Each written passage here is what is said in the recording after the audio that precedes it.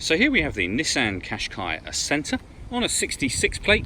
I'm going to start off by showing you around the outside of the car, then we'll hop in and run through some controls on the inside.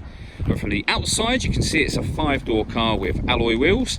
Let's start off inside the boot and then work our way around the rest of the car from there. So as we approach the boot, you'll see we've got reversing sensors, plenty of boot space as well, along with that 60/40 split folding rear seat. And the boot space can be increased by lifting and, if you wish to, removing these two tray sections. Okay, so we're just going to work our way back round to the front of the car and then we'll hop in and run through some controls on the inside. But now that we've done a full circle of it, you can see that it's in excellent condition the whole way round. Just briefly before we climb in, I think it's well worth seeing the interior from this exterior point of view. There's plenty to run through on the dashboard, so let's hop in and we'll do that now. Okay, so now that we're inside the car, we're going to start with the dials. On the left-hand side, we have the rev counter, and on the right-hand side, the speedometer and fuel gauge.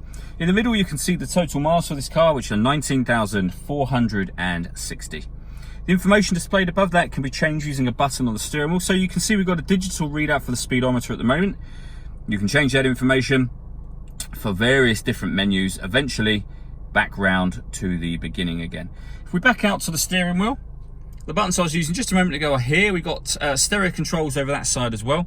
And on the right hand side, we have both cruise control and speed limiter, as well as the ability to answer and end phone calls. That is, of course, once you paired your phone up, and that is done using the stereo in the center just here. On top of that, you've got your radio over here, so FM and AM radio. If you want to listen to your own music, you can do. You can do that via the CD player. You can also connect up both an auxiliary device and USB device as well. So plenty of ways to listen to your music in this car.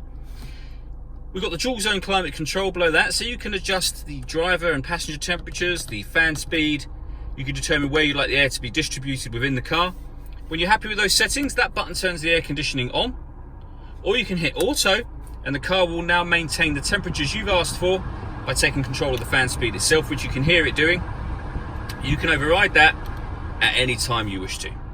Below that, we have a 12-volt charging socket and electronic handbrake, a 6-speed manual gearbox, and inside the central armrest, a second 12-volt charging socket and the auxiliary and USB inputs that I mentioned a moment ago. All that leaves me to say is thank you for taking the time to watch this video. If you'd like to come and see the car in person and have a test drive, please feel free to call any of our MJA sites. We'd love to hear from you soon.